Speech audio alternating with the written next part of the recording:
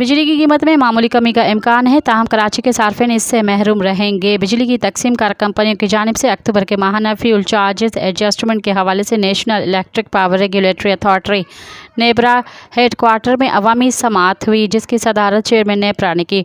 नेपरा की जानिब से जारी एलामे के मुताबिक CPAG ने FCA की मद में ₹1 फी यूनिट कमी की दरख्वास्त जमा करवाई थी, जिसका इतलाक डिस्कोस के तमाम सार्फिन मां सवाए लाइफलाइन, प्रीपेड सारिफ और इलेक्ट्रिक व्हीकल चार्जिंग स्टेशंस पर होगा। बिजली की फ़ी यूनिट कीमत में इसकी कमी का इतलाक के इलेक्ट्रिक सार्फिन पर नहीं होगा। एलामे के मुताबिक नेपरा अथॉरिटी डेटा के मज़ीद जांच पड़ताल के बाद अपना तफसीली फ़ैसला जारी करेगी। मज़ीद ख़बरन ऐं तफ़सीलात लाइ विज़िट कयो असांजी वेबसाइट www.awamiNewsHD.com ऐं ॾिसंदा रहो अवामी न्यूज़ HD।